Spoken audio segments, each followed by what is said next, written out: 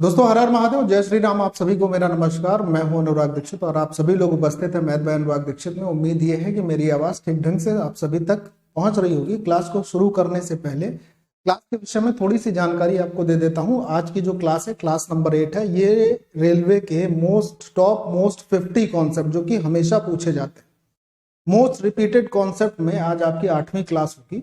इससे पहले इसकी 7 क्लासेस जो हैं वो आपको मैं दे चुका हूं, जिसमें हर क्लास में 5 कॉन्सेप्ट और उस पर आधारित 25 सवाल होते हैं और उसकी प्लेलिस्ट भी बनी हुई है। आप उसको जाकर वहां पर चेक कर सकते हैं। यहाँ आज की 8वीं क्लास, जिसमें आपको 5 बेहतरीन most frequent and important concept और उन पर आधारित प्रश्न जो है वो आज आपको मिलने वाले हैं। तो चलिए क्लास को शुरू कर लेते हैं। और आज आपको जो कॉन्सेप्ट मिलने वाले हैं उनमें से 5 कॉन्सेप्ट ये हैं जो कि मोस्ट रिपीटेड कॉन्सेप्ट होते हैं, जिसमें सबसे पहला कॉन्सेप्ट है बहुभुज पर आधारित प्रश्नों का। बहुभुज आधारित जो प्रश्न है वो पहला कॉन्सेप्ट आप देखेंगे। दूसरा कॉन्सेप्ट आपने देखा होगा वॉट मास पर आधारित क्वेश्चन। इसमें आपको याद रखिएगा, वॉट मास पर आधारित जो क्वेश्चन होते हैं, जो कॉन्सेप्ट होता है, इसमें आपके 2 क्वेश्चन कंपलसरी होते हैं कि ये आपके आने ही आने। मतलब एक कॉन्सेप्ट से अगर आपको 2 नंबर मिल रहे हैं तो बड़े मजेदार बात है। और तीसरा कॉन्सेप्ट आपको मीन मोड मीडियन का मिलेगा। समझदार और प्रीवियस ईयर अध्ययन करने वाले बच्चों को यह भी पता चलता होगा कि mean mode median, standard deviation और रेंज यानी कि परास पर आधारित प्रश्न भी आपसे अक्सर पूछे जाते हैं, जो कि आपको लगभग सभी एग्जाम में देखने को मिलते हैं। घातांक और करणी पर आधारित प्रश्नों को आप चेक करेंगे और सबसे लास्ट में अभाज्य संख्याओं पर आधारित जो कॉन्सेप्ट है और जो इसके क्वेश्चन है वो आपको इस पार्ट में देखने को मिलने वाले हैं। ठीक है, तो उम्मीद ये है कि आप 5 कॉन्सेप्ट को अच्छे से सीखेंगे, इनकी जो शॉर्ट ट्रिक है उसको समझेंगे और फिर हम लोग एग्जाम में आने वाले प्रश्नों की धज्जियां उड़ाएंगे। ठीक है, खोल के रख दूंगा पूरा का पूरा। चलिए शुरुआत करते हैं सबसे पहले बहुभुज वाले प्रश्नों की।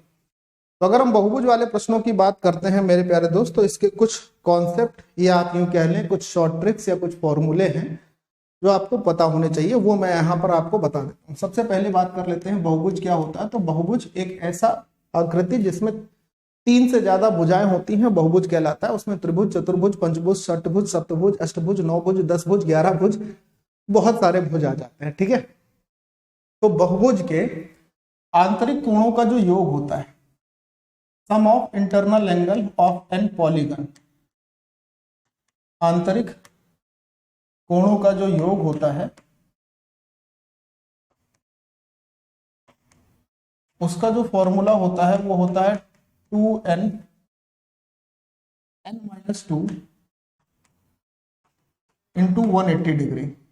अगर आप इसे 2n की फॉर्म में देखना चाहते हैं तो ये होता है 2n-4 इंटू 90 डिग्री।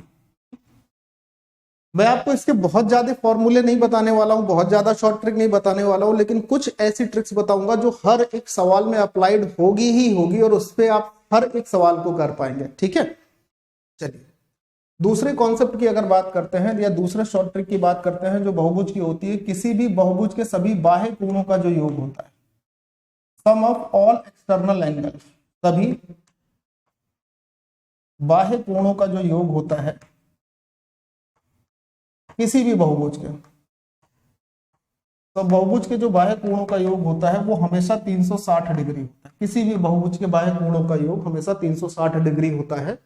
कभी भी आपको किसी रेगुलर पॉलीगन में, यहाँ पर ये सम बहुभुज की बात हो रही है, ये दोनों बात बहुभुज के लिए थी। यहाँ पर जो बात हो रही है वो सम बहुभुज की बात हो रही है, यानी रेगुलर पॉलीगन की हो रही है कि किसी भी अगर रेगुलर पॉलीगन में यानी कि सम बहुभुज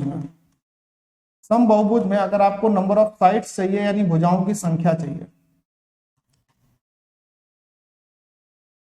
भुजाओं की संख्या, तो आपको क्या करना पड़ेगा, आपको 360 को डिवाइड करना पड़ता है उस बहुभुज के एक बाह्य कोण से, सिंगल बाह्य कोण से। तो आपको यह पता चल जाएगा कि उस बहुभुज में कितनी भुजाएं हैं। ठीक है, ये 3 फॉर्मूले आप हमेशा अपने ध्यान में रखिए, हमेशा। चौथा जो पॉइंट आपको याद रखना है वो याद रखना है, किसी भी बहुभुज में, किसी भी पॉलीगन की अगर बात की जाए, किसी भी बहुभुज में उसके एक अंतः कोण एक अंतः कोण यानी कि एक इंटरनल एंगल, एक अंतः कोण और एक बाह्य कोण का जो योग होगा, आप लोग भी बताते रहना, मन में बोलते रहना कि कितना होता है, अगर आपको याद है ये 180 डिग्री होता है। किसी भी बहुभुज के एक अंतः कोण और एक बाह्य कोण को अगर हम जोड़ते हैं तो हमेशा क्या होता है, 180 डिग्री होता है अमूमन। अब एक बात को समझिएगा, यहाँ पर एक अपवाद आपके लिए मैं रख रहा हूं जो कि बहुत जरूरी होगा उसको समझना, ये पॉइंट भी बहुत जरूरी है, इसको समझना। अगर हम पॉलीगन की बात करते हैं, किसी बहुभुज की बात करते हैं, तो नॉर्मली क्या होता है, किसी भी बहुभुज में उसका जो एक अंतः कोण होता है, एक अंतः कोण जो होगा, किसी भी बहुभुज का अंतः कोण हमेशा बाह्य कोण से बड़ा होता है, हमेशा बाह्य कोण से बड़ा होता है। लेकिन अगर हम त्रिभुज और चतुर्भुज की बात करते हैं तो उसमें ऐसा नहीं होता है। किसको किसको छोड़कर, त्रिभुज और चतुर्भुज को छोड़कर। और चतुर्भुज में भी कौन से चतुर्भुज को छोड़कर, यह भी बता देता हूं। चतुर्भुज को छोड़कर, चतुर्भुज में भी आप अगर वर्ग और आयत को छोड़ देते हैं, किसको किसको, वर्ग और आयत को छोड़ देते हैं, तो ये ऐसा क्यों है मैं आपको समझा देता हूं। देखिए क्या है कि अगर हम त्रिभुज बनाते हैं, मान लीजिए कि एक समबाहु त्रिभुज है, समबाहु त्रिभुज का प्रत्येक अंतः कोण 60 डिग्री का होता है, ठीक। और बहुभुज के सभी प्रत्येक कोणों का योग, सभी कोणों का जो बाह्य कोण होते हैं उनका कोणों का योग कितना होता है, 360 डिग्री। आप ये पढ़ चुके हो ना कि बहुभुज में एक अंतः कोण और एक बाह्य कोण का योग 180 है, तो अगर ये 60 है तो ये कितना होगा, 120 होगा। ये 60 है तो ये कितना होगा, ये भी 120 होगा सर। ये 60 है तो ये कितना होगा, ये भी 120 होगा। यानी त्रिभुज एक ऐसा बहुभुज होता है जिसमें जो उसका बाह्य कोण होता है वो अंतः कोण से बड़ा होता है, ठीक। इसी प्रकार अगर हम वर्ग या आयत की बात करते हैं तो आयत का अगर ये एंगल 90 डिग्री है तो ये बाहर वाला जो एंगल होगा ना, ये भी 90 डिग्री होगा। तो आयत और वर्ग ऐसे चतुर्भुज होते हैं जिसमें अंतः कोण और बाह्य कोण बराबर होते हैं। बाकी इन दोनों को छोड़कर अगर हम किसी बहुभुज की बात करते हैं तो प्रत्येक बहुभुज में उसका प्रत्येक अंतः कोण उसके प्रत्येक बाह्य कोण से हमेशा बड़ा होगा, इन दोनों को छोड़कर। इसमें ऐसा क्यों होता है, ये जानकारी आपके पास उपस्थित हो चुकी होगी और उम्मीद करता हूं कि आपको अच्छी लगी होगी। जो बच्चे नहीं जानते हैं वो इसको जरूर नोट कर लीजिएगा, नहीं तो अमूमन बच्चा केवल इतना ही याद कर लेता है, इस बात को समझ नहीं पाता है क्योंकि समझाया नहीं जाता है, ठीक है। चलिए अब इसके सवालों पर आ जाते हैं। ये बात आपको पता होगी, अब इसी से हम इसके सारे सवालों को निपटाएंगे, ठीक है। सॉरी, आइए क्या कह रहा है, एक समबहुभुज। समबहुभुज का मतलब रेगुलर पॉलीगन, समबहुभुज का मतलब एक ऐसा बहुभुज जिसकी सभी भुजाएं बराबर होती। आंतरिक और बाह्य कोणों का जो अनुपात है वो 4:1 है, तो बहुभुज में भुजाओं की संख्या की है। देखिए अगर आंतरिक और बाह्य कोणों का अनुपात 4 और 1 है तो इनका योगफल 5 होगा। जबकि आप ये जानते हो कि किसी भी बहुभुज के एक आंतरिक और एक बाह्य कोण का योग 180 डिग्री होता है। तो 5 का मान 180 डिग्री हो गया, तो 1 का मान क्या हो गया, 36।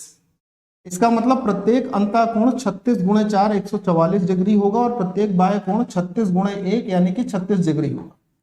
अब आपसे पूछा है कि बहुभुज में भुजाओं की संख्या क्या होगी, यानी n क्या होगा।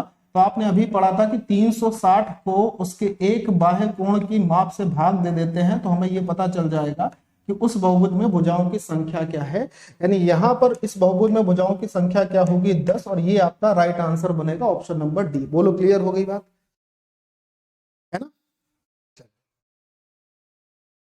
सामान्य बहुभुज के सभी आंतरिक कोणों का योग 1440 है। बहुभुज में कितने विकर्ण है इस बात को भी समझना। ये पॉइंट वहां शायद लिखना भूल गया था मैं, अभी आपको बता देता। देखो अंतः कोणों के योग का फॉर्मूला क्या होता है, n-2 इंटू 180 डिग्री, और इसका योग आपके पास सवाल में दिया है 1440। 180 से अगर हम 1440 को डिवाइड करेंगे तो 8 बार कटेगा और n बराबर क्या आ जाएगा, 2 इधर जुड़कर 10 आ जाएगा। यानी कि इस बहुभुज में भुजाओं की संख्या हो गई 10। अच्छा अब अगर बहुभुज में भुजाओं की संख्या 10 हो गई तो इसमें नंबर ऑफ डायगोनल यानी विकर्ण की संख्या क्या होगी। तो बहुभुज में विकर्णों की संख्या निकालने का तरीका क्या होता है, n-3/2। क्या होता है, n-3/2। n की जगह क्या होगा 10, 10 में से 3 माइनस करेंगे तो 7, 7/2 करेंगे तो 2 से ये कटेगा 5 बार, और 7 पंजे कितना हो जाएगा, 35 हो जाएगा। तो प्रश्न का उत्तर क्या हो जाएगा, इसमें विकर्णों की संख्या मेरे प्यारे भाई कितनी हो जाएगी, 35 हो जाएगी। ये पॉइंट भी आप नोट कर लें कि किसी भी बहुभुज में अगर विकर्णों की संख्या निकालनी है, नंबर ऑफ डायगोनल्स निकालने हैं, तो कितने होंगे, इतने होंगे। ठीक, अब जैसे अगर मैं पूछ देता आपसे कि त्रिभुज में कितने विकर्ण होते हैं, तो आप क्या सोचोगे, आप इसमें मान रखोगे इनका? हमेशा याद रखना, कभी भी अगर आपसे पूछे कि त्रिभुज में विकर्णों की संख्या कितनी होती है, तो ऑलवेज आंसर क्या होगा, 0 होती है। त्रिभुज में विकर्णों की संख्या 0 होती है। ठीक है, ये याद रखने वाली बात है। क्लियर? चलिए, एक समपंचभुज के प्रत्येक अंतःकोण का मान क्या होगा। देखो एक चीज तो यहाँ पे बोली गई कि एक समपंचभुज, सम का मतलब हो गया कि इस पंचभुज की रेगुलर पॉलीगन की सभी भुजाएं बराबर हैं और इसमें 5 भुजाएं, तो प्रत्येक अंतःकोण का मान क्या होगा, ये आपसे पूछ रहा है। ये ऑप्शन दे रखे हैं। ठीक, अब देखो जरा मेरी बात ध्यान से सुनना। अगर हम समपंचभुज के सभी कोणों का योग निकालते हैं तो क्या होगा, n-2 गुणे 180 से निकाला जाएगा। आप बोलोगे हाँ, है ना। n की जगह क्या रखा जाएगा, 5, 5 माइनस 2 और गुणे में क्या आ जाएगा, 180। तो अगर हम ये सॉल्व करेंगे तो हमारे पास उस समपंचभुज के सभी अंतःकोणों का योग आ जाएगा। अब हमें सभी कोणों का योग नहीं चाहिए था, हमें चाहिए था प्रत्येक अंतःकोण। तो अगर सभी अंतःकोणों का योग ये है तो एक अंतःकोण कितना होगा, 3 गुणे 180 को 5 से डिवाइड कर लेंगे ना। क्यों, क्योंकि भुजाएं 5 हैं, तो 5 से डिवाइड करोगे तो ये 36 हो जाएगा। और 36 गुणे 3 का मतलब 108 आपके प्रश्न का उत्तर बन जाएगा कि उसके प्रत्येक अंतःकोण का मान कितना हो जाएगा, 108 डिग्री हो जाएगा। 36 गुणे 3 कितना होता है भाई, 108 ही तो होता है। ठीक है ना, वेरी गुड। चले, एक समबाहुभुज का बाह्य कोण 15 है, उसके सभी अंतःकोणों का योग क्या होगा। अब देखो ये नहीं बताया गया कि इस समबाहुभुज में कितनी भुजाएं हैं। सबसे पहले तो आप ये निकाल लें समबाहुभुज में कितनी भुजाएं। अब अगर एक बाह्य कोण हमारे पास 15 दिया है, बहुत ध्यान से सुनो, एक बाह्य कोण हमारे पास अगर 15 दिया है तो एक अंतःकोण कितना होगा, एक बाह्य कोण और एक अंतःकोणों का योग 180 होता है, तो एक अंतःकोण हो जाएगा 165 डिग्री। सबसे पहली बात हो जाएगा। आप बोले हाँ सर।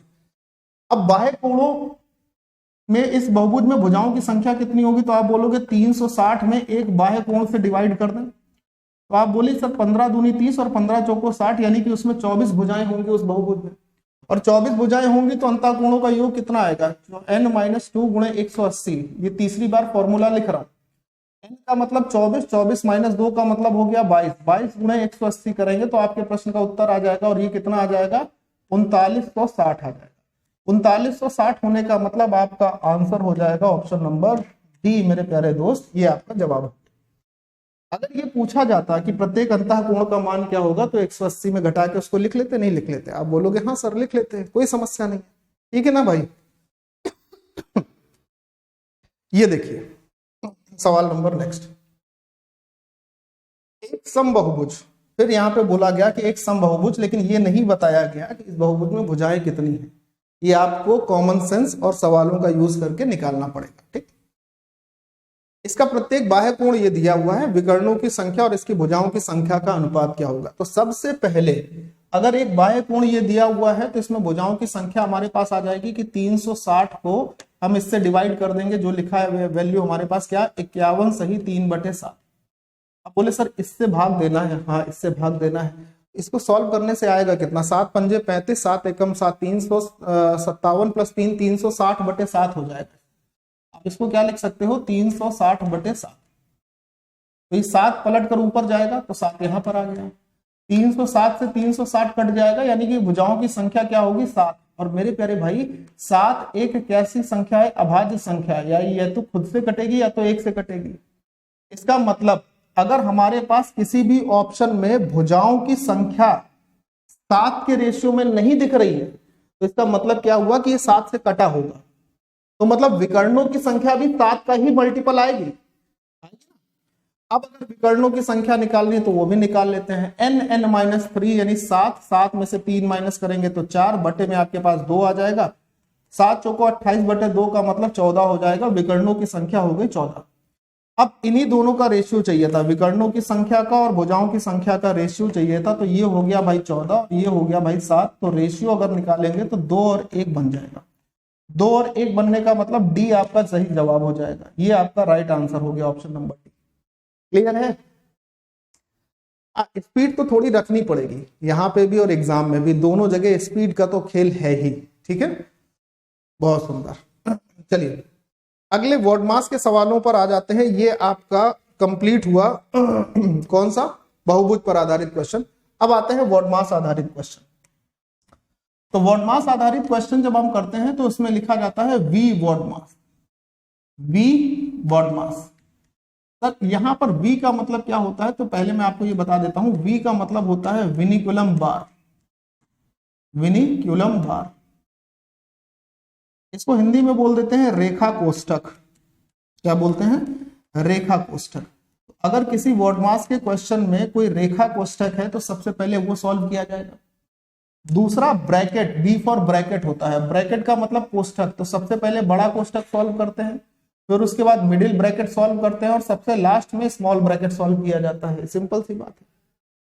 फिर ओ आता है। ओ का मतलब होता है ऑफ, ऑफ का मतलब होता है का। अल्टीमेटली होता ये भी गुणा ही है, लेकिन इसको मल्टीप्लाई से पहले सॉल्व करना होता है। ठीक है। डी फॉर डिवीजन, डिवीजन का मतलब हो जाता है भाग। उसके बाद हम सॉल्व करेंगे मल्टीप्लीकेशन, उसके बाद सॉल्व किया जाता है एडिशन और सबसे लास्ट में सॉल्व किया जाता है सब्ट्रैक्शन। ठीक है, ये खेल होता है वर्ड मास का। अब इस पर भी प्रश्न, बच्चों के प्रश्न बड़े गलत होते हैं, ऐसा नहीं। क्यों? सिर्फ जल्दबाजी के कारण। और सही ढंग से सवाल को इसमें पढ़ने जैसा कुछ होता नहीं है, इसमें सवाल देखा ही जाता है वर्ड मास के क्वेश्चन। तो सही ढंग से जब ऑब्जर्वेशन नहीं होती है सवाल की तो इसके सवाल गलत होते हैं। इसके गलत होने के पीछे कोई विशेष कारण नहीं होता है। ठीक है, आइए सवाल नंबर 6वां है, जिसकी शुरुआत यहां से है। ठीक है, ये सवाल सॉल्व करना है। तो सबसे पहले अगर हमें ब्रैकेट दिख रहा है तो ब्रैकेट में सबसे पहले हम इसको सॉल्व कर लें, छोटे वाले ब्रैकेट को। सबसे पहले छोटे को सॉल्व करेंगे। यहाँ जो ब्रैकेट था सबसे पहले छोटे ब्रैकेट को जो सबसे अंदर है, उसके बाद मिडिल ब्रैकेट को, सबसे बाद में बड़े ब्रैकेट को सॉल्व किया जाता है, क्योंकि बड़े ब्रैकेट के अंदर ही सब आ रहा है। ठीक है, अब देखो यहां पर अगर हम इसको सॉल्व करेंगे तो इस ब्रैकेट में यहां से यहां तक के इस ब्रैकेट में भी डिवीजन पहले सॉल्व करेंगे तो 5 से 55 को डिवाइड कर लेंगे, 11 हो जाएगा। और 16 में से 11 को माइनस करेंगे तो भाई 5 बचेगा।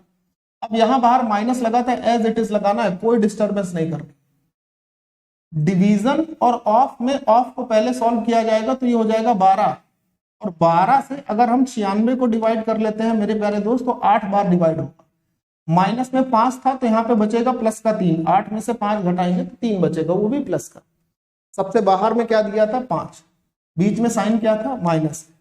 5 में से 3 को घटाइएगा तो आपका जो आंसर बनेगा वो क्या बन जाएगा? 2 बन जाएगा। तो सही जवाब ऑप्शन नंबर डी के साथ जाएगा।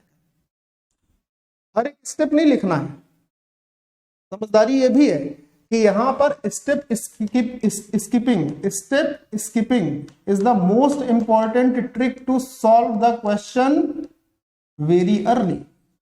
आप जितना स्टेप छोड़कर लिखेंगे, जितना स्टेप कम कर लिखेंगे, सवाल उतनी तेजी से सॉल्व होगा। This is the one of the most important trick to solve the word maths question. Clear हो रही मेरी बात? अगला सवाल देखें जरा। इसमें जितने छोटे ब्रैकेट हैं, पहले छोटे ब्रैकेट का निपटारा करते हैं। तो सबसे छोटा ब्रैकेट जो हमको यहां दिखाई दे रहा है, सबसे आखिरी वाला दिखाई दे रहा है, इसमें लिखा है 2, डिवीजन में 4 और फिर ऑफ लिखा है। तो डिवीजन और ऑफ में पहले ऑफ सॉल्व करेंगे, 8 चौको हो जाएगा 32। अब 2/32 का मतलब क्या हो जाएगा? 2/32 का मतलब हो गया 1/16, यहां पे आ गया। इससे पहले डिवीजन का साइन था एज इट इज, फिर ये ब्रैकेट है ना।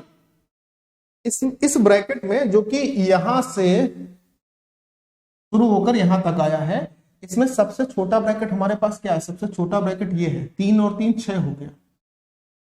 अब ध्यान से देखना, जैसे ये 6 हुआ उसके बाद ये वाला ब्रैकेट सॉल्व करने की जिम्मेदारी आ जाती है। तो ये तो 6 दिख रहा है, लेकिन गुणे और भाग में पहले भाग करेंगे तो 3/6 का मतलब हो गया 1/2, और अब गुणा होगा 4 का, तो 4 गुणे 1/2 का मतलब 2 हो गया। यहां तक का हिसाब खत्म हो गया। उसके बाद फिर ये लिखा, इसके बाहर ऑफ लिखा था, ये मैं लिख रहा हूं ताकि तुम समझ सको। और लिखा था 3/4, तो ऑफ का मतलब क्या हो गया, ऑफ का मतलब हो गया गुणा, 2 दूनी 4, तो यहां से हमारे पास आ गया 3/2। मतलब ये पूरा ब्रैकेट जब हमने सॉल्व किया तो अपने पास 3/2 आया। ठीक, मैं डायरेक्ट कुछ पॉइंट लिख देता हूं, समझना। इसको सॉल्व करके आ गया 3/2 और बाहर हमारे पास इधर आया था 1/16। अब इसका हिसाब किताब निपटारा करते हैं। तो ये लिखा है ऑफ, उसके बाद लिखा था 4 और उसके बाद डिवीजन में यहां पे लिखा था 16। तो ऑफ और डिवीजन में पहले ऑफ सॉल्व किया जाएगा, यानी कि अल्टीमेटली देखा जाए तो ये गुणा है। तो पहले इसको सॉल्व करेंगे, 2 दूनी 4, ऑफ सॉल्व हो गया, क्या मिला हमें 6। ऑफ सॉल्व होके हमको क्या मिल रहा है, सिर्फ 6 मिल रहा है, और यहाँ पे है 16/6। बात ध्यान से सुनना भाई। देखो जैसे कि ये हटा देता हूं फिर से, ये लिखा था, तो पहले ये हिस्सा सॉल्व होगा, ऑफ वाला हिस्सा सॉल्व होके अपने पास क्या आया 6। अब अपने पास सवाल क्या बन गया, 16/6 बटे में 1/16। अब किसी को भी आप सॉल्व कर सकते हैं जो आपको ठीक लगे, जो आपको ठीक समझ में आए। तो चलिए मान लीजिए कि हम इसको यहाँ पे सॉल्व करते हैं, तो ये हो गया 16/6। डिवीजन में जो अपने पास 1/16 लिखा था, मल्टीप्लाई में इसको सिर्फ 16 लिख देते हैं, कोई फर्क पड़ेगा? पढ़ना चाहिए नहीं पढ़ना चाहिए? अच्छा, अब मैं आपसे यहाँ पर एक चीज पूछ रहा हूँ, बहुत ध्यान से बताना सभी लोग, जितने भी लोग हो, कि यहाँ पर गलती कहाँ हुई है। सर गलती हुई है क्या? अरे बिल्कुल हुई है, आपके सामने ही की है मैंने। कोई बताएगा गलती कहाँ है? छोटी सी गलती है, कोई अगर पकड़ ले और कमेंट में मुझे बाद में भी ये बता देना कि सर ये गलती यहां कर दिए हैं आप, तो मजा आ जाएगी। सही बता रहा हूं, आपको लगेगा कि अरे यार ये हो गया था यहाँ पे।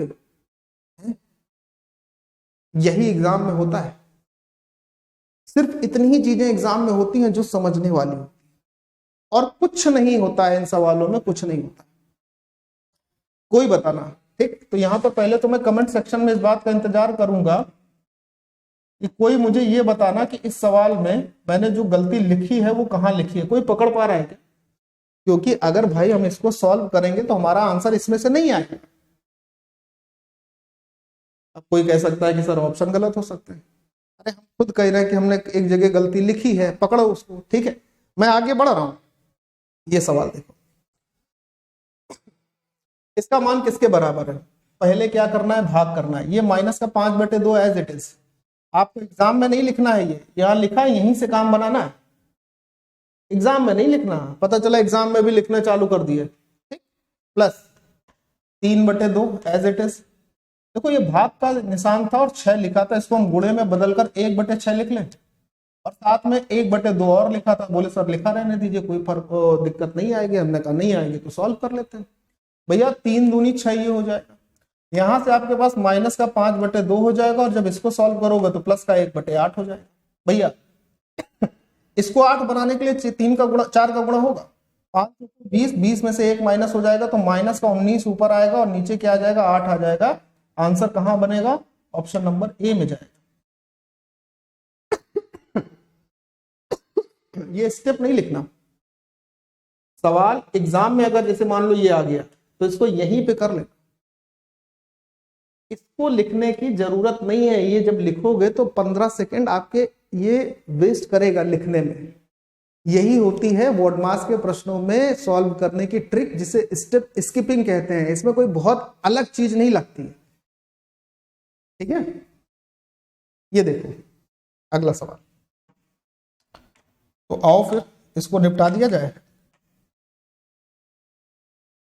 ये लिखा हुआ है सवाल, पहले ब्रैकेट का नंबर लगा लेते हैं ताकि ब्रैकेट सॉल्व हो जाए। तो ये हमारे पास ब्रैकेट है, इसमें भाग देना है। 41 दूनी 82, 2 दूनी 4 हो गया। तो इसका मतलब ये ब्रैकेट जब हम सॉल्व करेंगे, भाई दशमलव से दशमलव हट गया, 41 से 82 को डिवाइड किया 2 बार, 2 दूनी कितना हो गया, 4 हो गया। यहीं पर सारा गेम हो गया 4।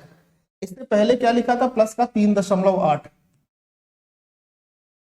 इसके बाद में लिखा है माइनस 4 गुणे 3 और डिवीजन में 1.2। तो पहले डिवीजन सॉल्व करेंगे। 3 चौको 12 यानी कि 1.4 होगा ना नीचे, 1/0.4, और गुणे में क्या लिखा था, 4 लिखा था। तो 0.4 से जब 4 को डिवाइड करोगे तो 10 बार डिवाइड हो जाएगा, यानी इतना हिस्सा जब हम सॉल्व किए तो हमारे पास आ गया 10। भैया अब आगे बात कर लेते हैं।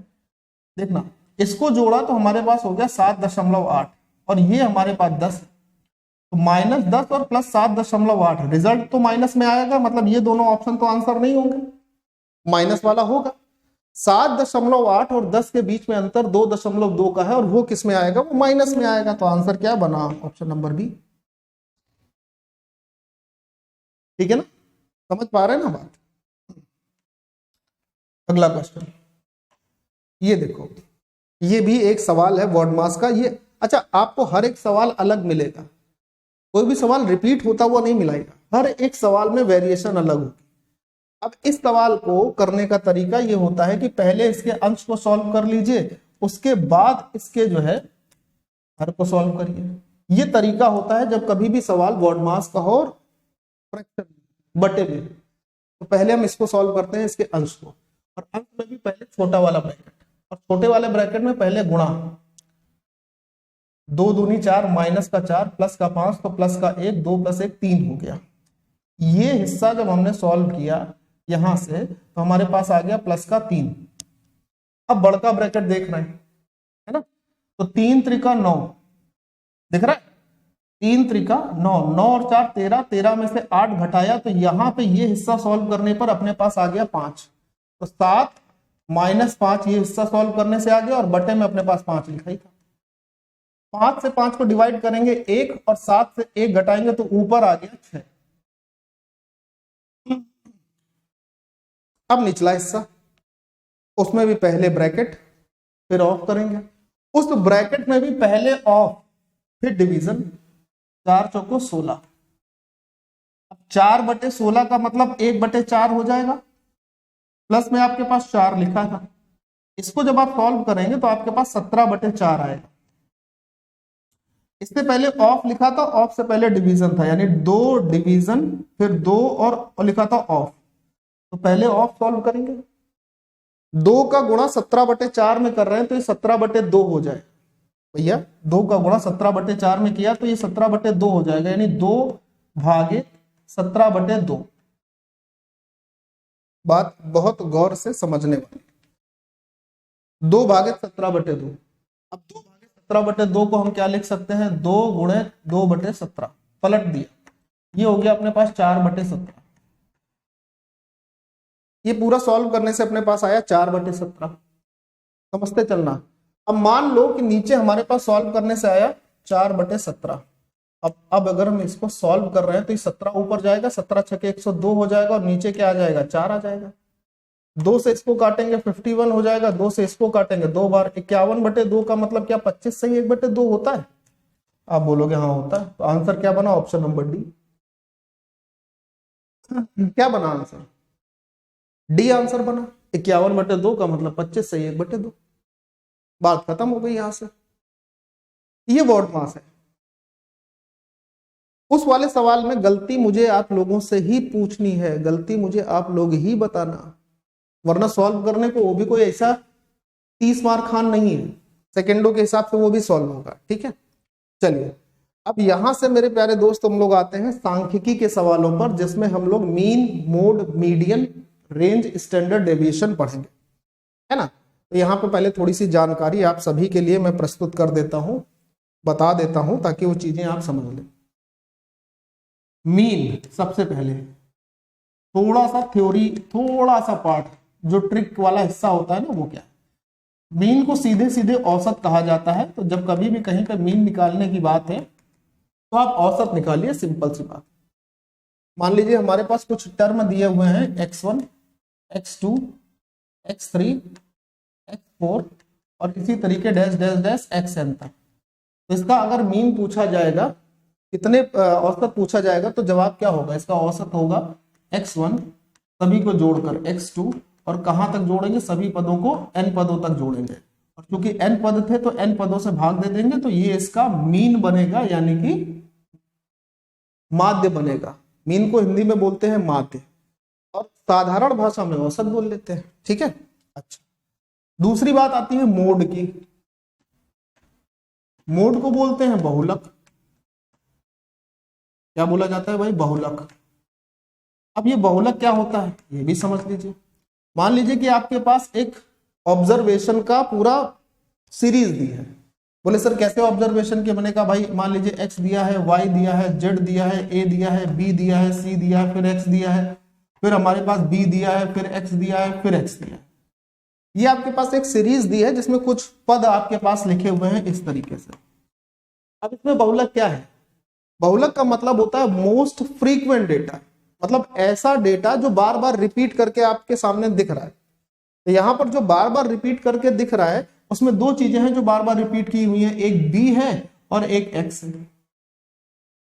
लेकिन इस b और x में सबसे ज्यादा बार कौन आया है? तो आप बोलोगे सबसे ज्यादा बार तो सर x आया है, तो x इसका क्या कहलाएगा? मोड कहलाएगा, यानी कि बहुलक कहलाएगा। मोस्ट फ्रीक्वेंट जो सबसे ज्यादा बार आया होता है उसे क्या कहते हैं? उसे बहुलक कहा जाता है। ठीक है। अच्छा, अब बात आती है मीडियन की। सर मीडियन क्या है? आइए मीडियन भी सिखा देता हूं, इसमें क्या है। मीडियन का मतलब होता है मेरे प्यारे दोस्त माध्यिका, यानी ठीक बीच वाला जो पद होगा वही आपकी माध्यिका कहलाएगा, जो ठीक बीचों बीच में होगा, जो ठीक बीचों बीच में होगा। इसके लिए फॉर्मूले होते हैं। मैं आपसे कहूंगा कि फॉर्मूले आप पढ़ लेना, मैं लिख दूंगा, लेकिन उसका यूज नहीं कर। क्यों नहीं करेंगे मैं आपको बताता हूं। जैसे मान लीजिए कि हमारे पास कुछ पद लिखे हैं x1, x2, x3, x4, x5। एक बात का हमेशा ख्याल रखना कि ये जो पद होंगे, जब आप माध्यिका निकाल रहे हो तो हमेशा ये बात का ख्याल रखना कि ये पद हमेशा या तो असेंडिंग ऑर्डर में होने चाहिए या तो डिसेंडिंग ऑर्डर में होने चाहिए। ये पद हमेशा या तो आरोही क्रम में हो या अवरोही क्रम में हो। और अगर नहीं लिखे हैं आरोही या अवरोही में तो आप लिख लो खुद से, ये आपका काम है। ठीक है। अब अगर यहां से आपको माध्यिका निकालनी है, जैसे मान लीजिए कि ये सारे के सारे पद हमें आरोही क्रम में दिख रहे हैं, हमें माध्यिका निकालनी है। माध्यिका का मतलब होता है ठीक बीच वाला पद। तो यहां पर ठीक बीच वाले पद के लिए टोटल 5 पद हैं। 2 पद इधर से छोड़ दीजिए, 2 पद इधर से छोड़ दीजिए, ये जो बीच का पद है ये माध्यिका है। अच्छा, कई बार मन में सवाल आ जाता है कि सर अगर पदों की संख्या हमारे पास कम हो, जैसे x1 दिया हो, x2 दिया हो, x3 दिया है, x4 दिया है, तो सर अगर मैं इसमें देखना चाहूं कि इसमें हमारी माध्यिका क्या होगी तो क्या करोगे? सर 4 पद है, अब माध्यिका क्या होगी? तो जो बीच वाले दोनों पद है ना, जो बीच के दोनों टर्म है, ये इनको जोड़कर 2 से आपको भाग दे देना है, वो माध्यिका कहलाएगी। तो यहां पर क्या होगा कि x2 और x3 को जोड़कर आप 2 से भाग दे दीजिए, ये आपकी माध्यिका हो जाएगी, मीडियन हो जाएगी। ठीक। अच्छा, कई बच्चों को होगा नहीं नहीं सर हमें फॉर्मूला बता दीजिए, फॉर्मूले के बिना हमें चैन नहीं आता, हमारा खाना नहीं हजम होता है, हमें बदहजमी हो जाती है और पेट गुड़गुड़ गुड़गुड़ करता है। लीजिए भाई फॉर्मूला ले लीजिए। माध्यिका के लिए जब पदों की संख्या यानी n अगर सम है, इवन है, तो कौन सा पद माध्यिका होता है? तो आप लिखेंगे n/2 प्लस n/2 प्लस 1वां पद।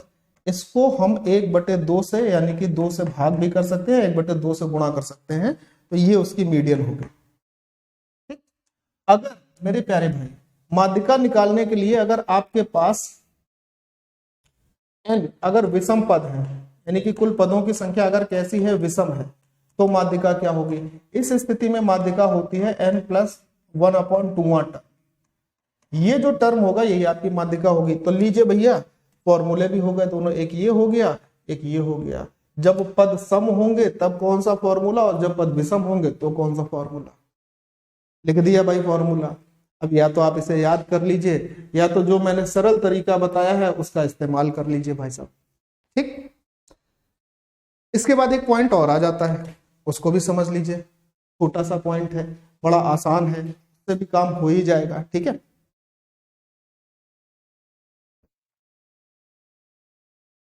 पेज अपने आप हटे आता है, बड़ा दिक्कत है भाई। अब जो नेक्स्ट पॉइंट है ना वो है अपना स्टैंडर्ड डेविएशन का, यानी मानक विचलन का। तो देखिए मानक विचलन क्या है उसको आप समझ लीजिए। सबसे पहले मानक विचलन, जिसे स्टैंडर्ड डेविएशन के नाम से जाना जाता है। ठीक है, स्टैंडर्ड डेविएशन के नाम से जाना जाता है। ये कैसे निकालते हैं, इसके पीछे का रीजन क्या होता है, कैसे ये आता है उसको समझिए। हमारे पास मान लीजिए कि कुछ पद दिए हुए हैं x1, x2, x3, x4 तो और सपोज करिए xn। ठीक है, n पद दिए हुए हैं xn। मानक विचलन निकालने के लिए सबसे पहले दिए हुए पदों का माध्य ज्ञात करते हैं, और जब माध्य ज्ञात करते हैं तो उसे सपोज कर लीजिए कि आप x बार से लिखते हैं, x बार से। तो x बार का मतलब इन सभी के योग को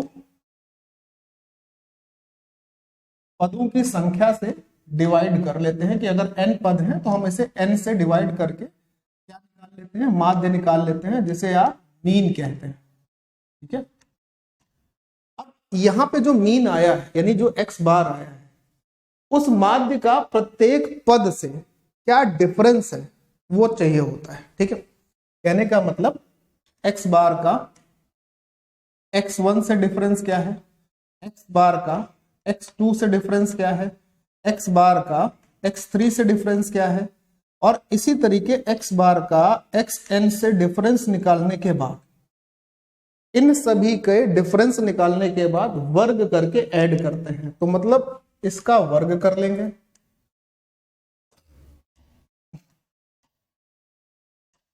और उसको हम लोग क्या करते हैं, इन सभी को जोड़ते हैं। तो इसको लिखने का जो तरीका होता है वो तरीका क्या होता है, वो तरीका ये होता है कि जब आपको जोड़ना है तो सिग्मा लिख लेंगे और यहाँ पे लिखेंगे i बराबर या x बराबर 1 to n तक, मतलब x का मान जो है वो 1 से n तक लिखना है क्योंकि n पद है हमारे पास, और इसमें इन सभी को जोड़ लेते हैं। तो जोड़ने का तरीका क्या हो जाएगा भाई कि x बार से हम हर एक पद को घटा लेते हैं, xn तक के सभी पदों को घटाकर हमने क्या कर लिया, उनका स्क्वायर कर लिया। ठीक, इनको जोड़ने का तरीका ये हो गया। इसके बाद ये जो जोड़ने के बाद हमारे पास टर्म आते हैं, इन टर्म में हम जितने भी पद थे उसकी संख्या से भाग देते हैं। तो इसके बाद क्या हिस्सा बनता है कि हमारे पास टोटल n पद थे तो n से हम यहाँ पर भाग दे देंगे। ध्यान से सुनना, x बराबर 1 से n तक, और यहाँ पर x बार से लेकर xn तक की जो डिफरेंस है उनके स्क्वायर को हम लोग n से भाग देते हैं। ठीक, और इसका जो वर्गमूल रहता है, जब वर्गमूल निकाल लेते हैं, ये वर्गमूल, ये हमारा फाइनली क्या बन जाता है, स्टैंडर्ड डेविएशन बनता है, मानक विचलन बनता है। तो निकालने का तरीका आपको समझ में आया होगा। इसका फॉर्मूला वैसे भी थोड़ा कठिन होता है, ये सवालों से आप क्या करते हैं, सीख जाते हैं, ज्यादा अच्छा रहता है स्टैंडर्ड डेविएशन सवालों से सीखना। ये तरीका होता है मानक विचलन को निकालने का, और इस पर आधारित हमारा जो ये प्रश्न था भाई, कहाँ था, ये था, इस समुच्चय का मानक विचलन निकालना है। सिंपल सी बात है, आइए निकाल लेते हैं। हमारे पास टोटल पद कितने हैं, 2, 2 4, 2 6, 3 9, टोटल पदों की संख्या है 9। तो सबसे पहले क्या चाहिए होगा, इनका माध्य चाहिए होगा। माध्य का मतलब x बार चाहिए होगा। कैसे निकालेंगे, सभी को जोड़कर 9 से भाग देंगे। 10 10 20 30 40 50, 50 सीधे हो गया, बोले हाँ सर 50 सीधे हो गया। 50 और 20 70 हो गया, 70 और 20 कितना हो गया, 90 हो गया। हो गया 90, सारे पद जुड़ गए। हाँ सर, 90/9 करेंगे तो 10 आ जाएगा, यानी हमारे पास इनका जो माध्य है वो 10 आ गया। ठीक, ये डायरेक्ट काम करना होता है, ऐसा नहीं कि एक एक स्टेप आप कर रहे हैं बच्चों के तरीके, वो नहीं करना। माध्य कितना आ गया, 10। अब 10 से प्रत्येक पद का अंतर चाहिए, तो 10 से 10 का अंतर 0, 10 से 10 का अंतर 0, 10 से 9 का अंतर +1 कर लो या -1 कर लो, जब स्क्वायर करोगे तो प्लस ही हो जाएगा। ठीक, उसके बाद +1 था, +1 लिख दिया। आगे देखिए, यहां पर 10 है, 10 से इस 10 का अंतर 0, 10 से इस 10 का अंतर 0, 10 से इस 11 का अंतर +1, 10 से 10 का अंतर 0 +1, और यहां में -1। ये डिफरेंस आ गए। अब ये जो अंतर आए हैं इनका स्क्वायर करना है। भाई जितने भी बार 0 लिखा है उसका स्क्वायर करोगे तो 0 ही होगा। यहाँ पर -1 था। ठीक, -1 का स्क्वायर करेंगे तो +1 हो जाएगा, +1 का स्क्वायर करेंगे +1 रहेगा, फिर यहाँ पर +1 रहेगा, +1 का स्क्वायर करेंगे +1 रहेगा, और यहाँ -1 का स्क्वायर करेंगे तो भी ये +1 हो जाएगा। ये स्क्वायर करने के बाद पद आ गए अपने पास। अब इनको फिर से जोड़ लिया, तो इनको जोड़कर हमारे पास आ जाएगा 4, और जो पदों की संख्या थी 9 उससे दे दिया भाग। अब जुड़ने के पहले मानक विचलन से माध्य से सभी पदों का अंतर लिया, फिर उस अंतर का वर्ग यहाँ लिखा, फिर जो वर्ग करके संख्याएं आई थी उनको आपस में जोड़ा, उसमें टोटल पदों की संख्या से भाग दिया, और अब इसका जब वर्गमूल लेंगे तो हमारे पास क्या आ जाएगा 2/3, और ये अपना आंसर हो जाएगा कि सर यहाँ पर जो हमारा मानक विचलन होगा वो क्या कहलाएगा 2/3 कहलाएगा। मतलब अल्टीमेटली देखें तो जो ये हिस्सा था जो आपने यहाँ पर सीखा था इतने बड़े स्टेप में, उसको आप 2, 4, 10 सवालों से मुंह जवानी ऐसे कर सकते हैं। ठीक है, क्लियर हो गई बात। अब एक आखिरी बात यहां पर और आ जाती है कि सर रेंज क्या होती है। रेंज को बच्चा हिंदी में परास बोलते हैं, या कभी कभी ये परिसर के नाम से भी आ जाता है। और इसको निकालने का तरीका ये होता है कि जो भी ऑब्जर्वेशन, जो भी पद आपके पास दिए हैं, उस पद में से मैक्सिमम पद में से मिनिमम पद जो होगा ना, उसका अंतर जो होता है वही आपके पास क्या कहलाता है, रेंज कहलाता है, परास कहलाता है, या फिर परिसर कहलाता है। 2-3 शब्दों में इसके नाम प्रसारित रहते हैं, आप कुछ भी कह सकते हैं। ठीक है, मैक्सिमम में से मिनिमम को घटाने पर। प्रश्न संख्या अगली पढ़िए। 5 संख्याओं का माध्य दिया है, यदि एक को बाहर रखा जाए तो माध्य 5 से घट जाता है, बाहर रखी गई संख्या क्या है। अगर आप इस सवाल को माध्य से देखेंगे तो ये आपको थोड़ा सा कठिन लगेगा, लेकिन अगर इस सवाल को औसत से देख रहे हैं तो अच्छा होगा। 5 संख्याओं का माध्य 28 है, तो योगफल कितना हो गया 140। अब 5 में से एक संख्या बाहर रख दी तो संख्याएं बची कितनी 4। माध्य 5 से घट गया, पहले 28 था, अब कितना हो जाएगा 23 हो जाएगा। 23 गुणे 4 कितना हो जाएगा 92 हो जाएगा। तो मेरे प्यारे दोस्त 140 में से अगर आप 92 माइनस कर लेंगे तो बाहर रखी हुई संख्या आपके पास क्या आ जाएगी 48 आ जाएगी, और ये आपके प्रश्न का आंसर बन जाएगा। क्या कहते हो? ठीक है, तो बहुत मतलब समझने, देखने, करने के तरीके अलग हो सकते हैं, लेकिन सवाल आपका जल्दी होगा ये गारंटी है। ठीक है ना। आंकड़ों की माध्यिका, तो माध्यिका निकालने के लिए मैंने आपको बोला सबसे पहले आरोही या अवरोही क्रम में लगाना है। तो सबसे छोटा पद 2, 3, फिर उसके बाद 4, फिर 5, फिर 6, फिर 7, 7 के बाद 8, 8 के बाद 9। देखिए ऐसा करने के बाद टोटल पदों की संख्या को मैच कर लेना जरूरी होता है। मैच कर लेना कि यहाँ कितने पद थे, यहाँ पे उतने पद है या नहीं। तो 2, 2, 4, 2, 6, 2, 8 पद है। यहाँ पर 2, 2, 4, 2, 6, 2, 8 पद है।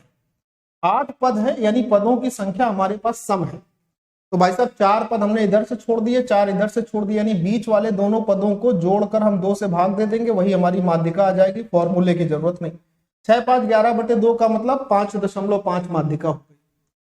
अब आप वही अगर फॉर्मूला लगाएं कि पहले आप लिखें n/2 है, और फिर आप लिखें n/2 + 1, और फिर आप इसमें 1/2 से भाग दें, और फिर यहां पर आपको ये देखने को मिले कि n जो है वो 8 है, पदों की संख्या सम है, तब ये फॉर्मूला यूज होगा। तो ये आपको निश्चित तौर पर ये नहीं कि आंसर नहीं देगा, आंसर देगा, और वो तरीका भी इसी से बना है।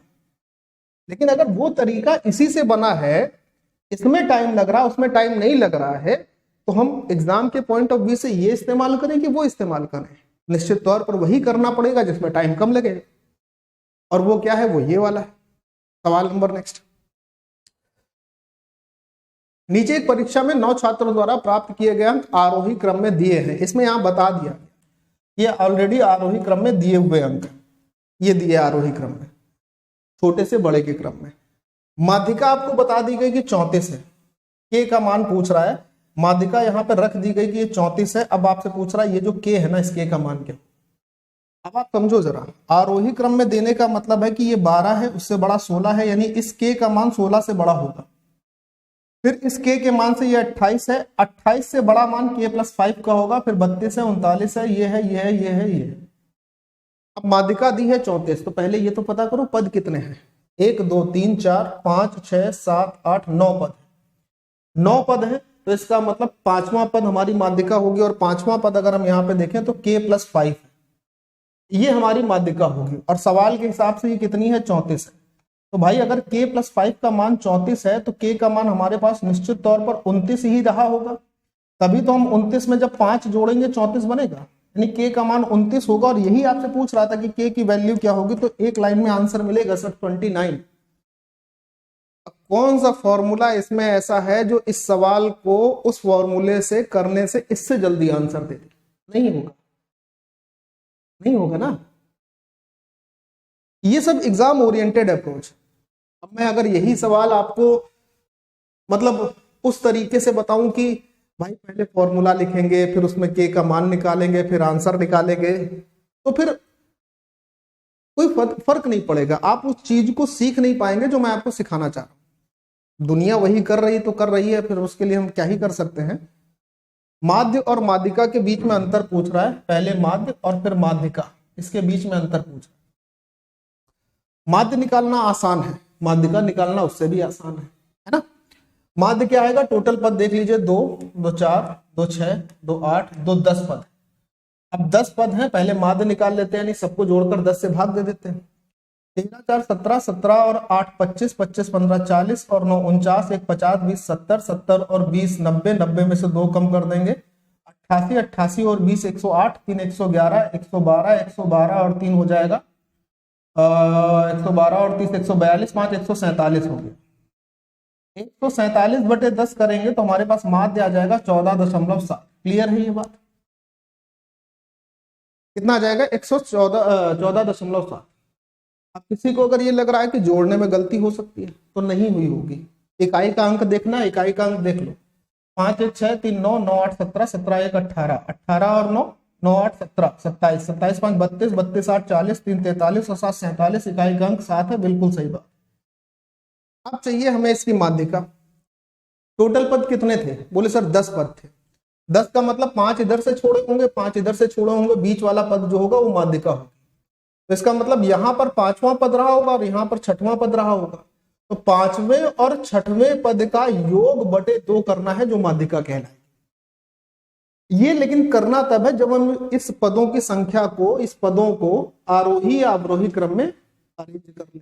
आरोही क्रम मतलब छोटे से बड़ा। सबसे छोटा पद यहाँ पर क्या है, 1 है, उसके बाद 1 के बाद फिर हमारे पास 4 है, फिर हमारे पास 8 है, 8 के बाद 9 है, 9 के बाद अगर हम देखेंगे तो हमारे पास 9 के बाद हमारे पास 13 है। बहुत ध्यान से सुनना। तो हमारे पास 5वां पद भाई 1 2 3 4, 4 पद ये हो गए। 5वां पद क्या आ गया, 13। 5वां पद हो गया 13। 13 के बाद अगला पद क्या होगा, 15 होगा आरोही क्रम में। तो 13 + 15 बटे 2, 13 15 28, 28 बटे 2 का मतलब हो गया 14। तो हमारे पास माध्यिका कितनी आ गई, 14 आ गई। अब माध्य और माध्यिका के बीच का अंतर लेना है, तो 14.7 और 14 के बीच का अंतर, ये बच्चा बता सकता है कि सर ये 0.7 होगा, ऑप्शन नंबर ए आंसर होगा। अब आप खुद सोचो कि यहां पर कितना कैलकुलेशन आपने सीखा, कितना कैलकुलेशन किया। कम कैलकुलेशन में मैक्सिमम रिजल्ट निकालना है, तो डेली 5 बजे आप पढ़ने के लिए पेन पेपर लेकर बैठिए। जो चीजें बताता हूं उसको नोट कर लीजिए। सवाल में नोट करने के लिए कभी मत नहीं कहता हूं, मैं सिर्फ ये कहता हूं कि जो तरीका मैं आपको सवालों के लिए सिखाने की कोशिश करता हूं, सिर्फ आप वो नोट करिए। सवाल तो ये है, आगे कभी इसका डेटा चेंज हो जाएगा, लेकिन तरीका तो वही रहेगा ना दोस्त, तरीका नहीं बदलता है। अब यहां से आते हैं करणी के सवाल, ठीक है, यहां से करणी के सवाल आते हैं। अब ये सवाल आप देख पा रहे हो, इस सवाल का उत्तर बड़ा आसान है, लेकिन उत्तर तक पहुंचने के लिए जो प्रोसेस है ना, उसको समझिएगा, बहुत प्यारा प्रोसेस। देखो कई बार क्या होता है, हमें इस प्रकार की करणी पे ये सवाल देखने को मिलता है, जैसे यहाँ पर a लिखा है, फिर प्लस में √a लिखा होता है। ध्यान से सुनना, केवल आप यूज मत करना, लिखना नहीं, केवल मेरी बात सुनो। फिर a लिख देते हैं, फिर रूट के अंदर a लिख दिया, और ये प्रक्रिया अनंत तक चलती चली गई। दो चीजें होती हैं। पहला कंडीशन होता है कि जब a जो है, हमारे पास कोई भाज्य संख्या दी होती है, कोई कंपोजिट नंबर दिया होता है, और यही अमूमन सिखाया जाता है, बाकी चीजें नहीं सिखाई जाती। जल्दबाजी में, जबकि सिखानी चाहिए। टीचर्स की ये जिम्मेदारी होती है कि आप सब कुछ पेड के लिए नहीं बचा के रख सकते हैं। आपको जब भी कोई प्रश्न सिखाते हैं यूट्यूब पर किसी भी बच्चे को, तो उसमें आप उसको उधेल के रख दीजिए।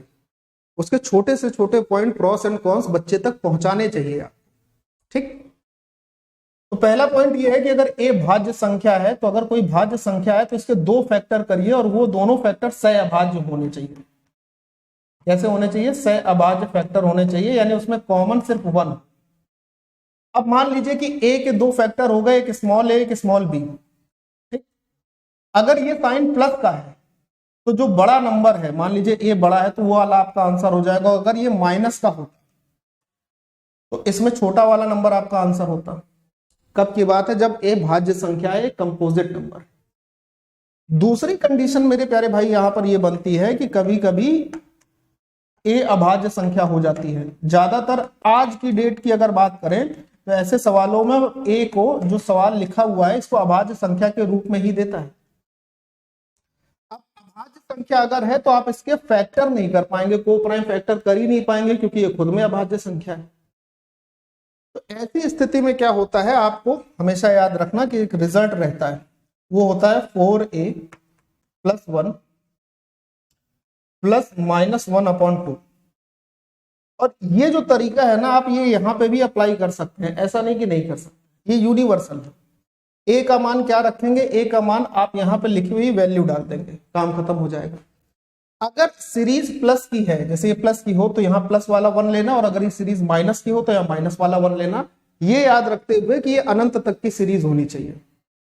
अब जैसे यहाँ पर 7 है, तो 7 खुद में एक प्राइम नंबर है। अब ये तो ऐसे सॉल्व होगा नहीं, तो यहाँ पर क्या लिखा जाएगा? 4a + 1 + 1, क्योंकि सीरीज प्लस की थी, और अपॉन में 2, और a का मान क्या रख देंगे? 7। तो 7 चौको 28 और 1 29, यानी √29 हो जाएगा। 7 में +1 होगा, अपॉन में 2 होगा। ये इस प्रश्न का सही जवाब हो जाएगा। ठीक है महाराज, देवता लोगों, क्लियर है मेरी बात? नोट करिएगा, हटता हूं सामने से। ठीक है, आइए अगले प्रश्न की ओर तरफ रुझान लेते हैं। अब देखिए, मैंने आपको पहले भी बोला था, मेरा हर एक सवाल अलग होगा। एक जैसा, अगर एक कोई कॉन्सेप्ट मैं बता रहा हूं, उस कॉन्सेप्ट पे जो 5 सवाल है ना, वो 5 सवाल अलग अलग हैं। ऐसा नहीं कि एक कॉन्सेप्ट बताया, उस कॉन्सेप्ट पर एक ही तरीके के 5 सवाल हो गए, नहीं, 5 सवाल अलग अलग हो गए। और इससे पहले की 7 क्लासेस में भी यही रहा। जैसे यहां पर सवाल देखिए कि 12 लिखा है, प्लस माइनस चल रही सीरीज। शुरुआत किससे हुई? प्लस से हुई, फिर क्या हुआ? माइनस, फिर क्या हुआ? प्लस, फिर क्या हुआ? माइनस।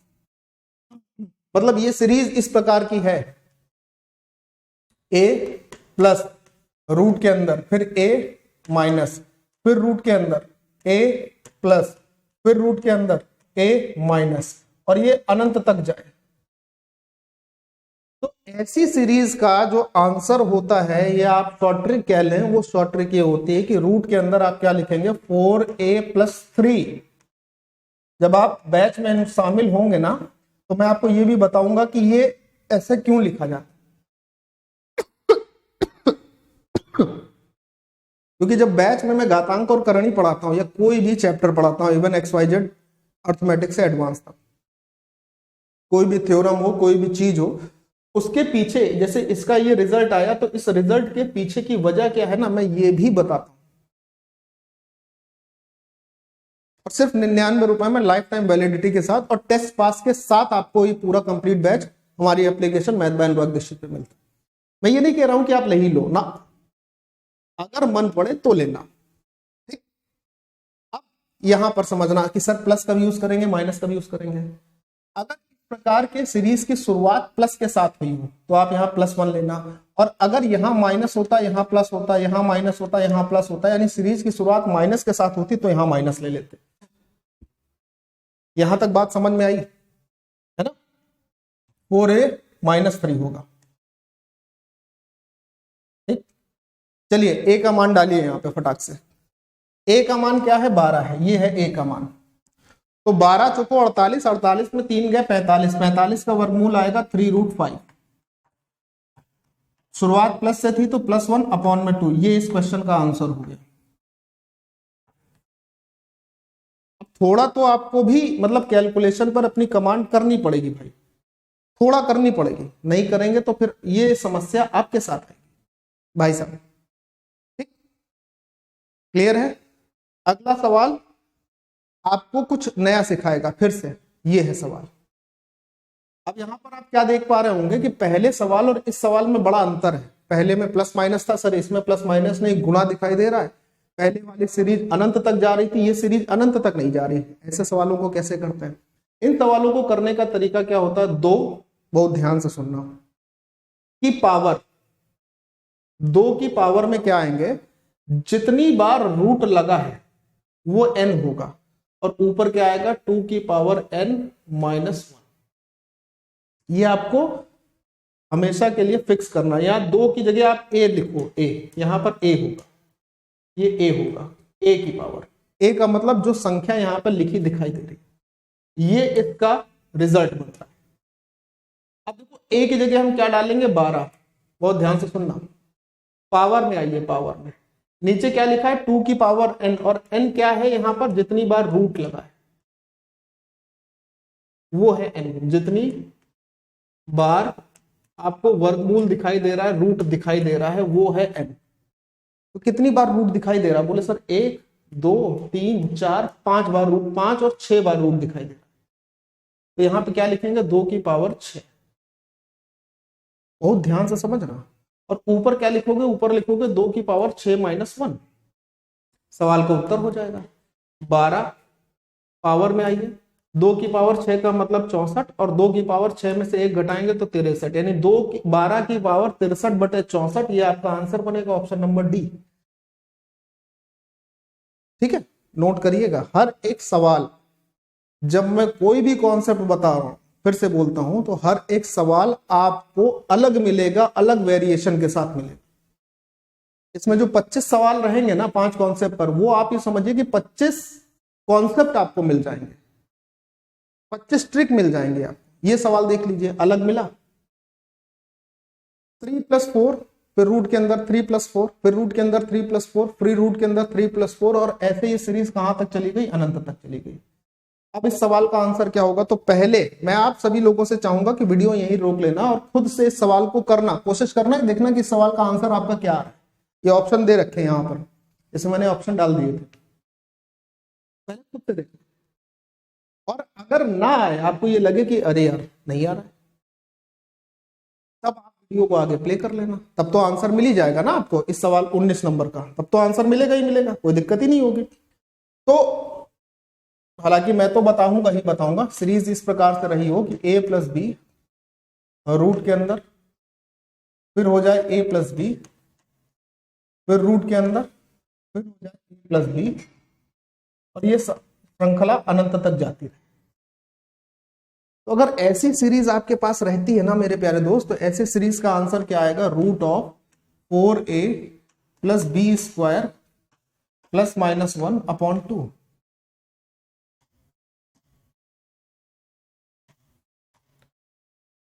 अब सर यहाँ a क्या है, b क्या है, ±1 क्या है, ये आप समझा दीजिए। अब देखो अगर b 1 होता तो यहाँ 1 लिखते, लेकिन b 1 के अलावा कोई और टर्म है तो यहाँ b लिख लेना। भाई जो पहला पद यहाँ पे लिखा होगा ना वो a होगा, और जो दूसरा पद लिखा होगा वो b होगा। यानी आपको a की जगह 3 रखना है, b की जगह 4 रखना है।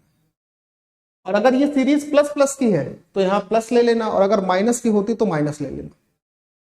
आइए आंसर देखिए, a का मान 3 है, 3 चौको 12 हो गया। b का मान 4 है, 4 का स्क्वायर हम करेंगे तो 16 हो जाएगा, 12 और 16 मिलकर 28 हो जाएगा। तो यहां पर हो गया √28। बहुत ध्यान से सुनना, प्लस, क्योंकि सीरीज प्लस की थी। b का मान क्या है, 4, और बटे में आपके पास आया 2। 28 होता है, 7 चौको 28, तो इसको आप 2√7 लिख सकते हो। 28 को प्लस में आपके पास 4 है, बटे में आपके पास 2 है। 2 से जब आप भाग देंगे तो यहाँ पे बचेगा √7 और यहाँ पे बचेगा 2, और आपका आंसर हो जाएगा √7 + 2, यानी ऑप्शन नंबर ए। और बात यहाँ पे खत्म हो जाएगी। फिर आप कहोगे वाह जी वाह, मजा ही आ गई, इंटरेस्टिंग पॉइंट। हाँ तो भाई इंटरेस्टिंग तो है ही। क्लियर हो गई बात। अब आइए यहां से बात आ जाती है अभाज्य संख्याओं की। 1 मिनट, यहां से बात आती है अभाज्य संख्याओं वाले कॉन्सेप्ट की। तो अभाज्य संख्याओं का जो कॉन्सेप्ट है ना, उसको भी आप समझ ही लीजिए। बड़ी मजेदार चीजें आप यहाँ पे सीखने वाले हो, इंटरेस्टिंग चीजें सीखने वाले हो, मजा आ जाएगी। देखो, अभाज्य संख्याओं यानी प्राइम नंबर्स की जब हम बात करते हैं तो मेरे प्यारे दोस्त, ऐसी संख्याएं जिनके ओनली 2 फैक्टर होते हैं, ओनली 2 फैक्टर्स, केवल और केवल 2 फैक्टर होंगे, वही संख्याएं अभाज्य संख्याएं कहलाएंगी। और ये 2 फैक्टर में एक होता है 1 और दूसरा क्या होता है, वो संख्या खुद होती है, it's self a number is. यही 2 फैक्टर होते हैं, वो सारी की सारी संख्याएं अभाज्य संख्याएं कहलाती हैं। अच्छा, सवाल कहां से पूछा जाता है वो समझ लीजिए।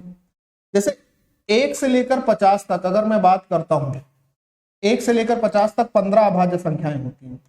और 51 से लेकर अगर मैं 100 तक की बात करता हूं तो 51 से लेकर 100 तक हमारे पास 10 अभाज्य संख्याएं होती हैं। तो मोटे तौर पर हम ये कह सकते हैं कि 1 से लेकर 100 तक हमारे पास टोटल 25 अभाज्य संख्याएं हैं। अभाज्य संख्याओं की जो सबसे छोटा नंबर होता है वो होता है 2।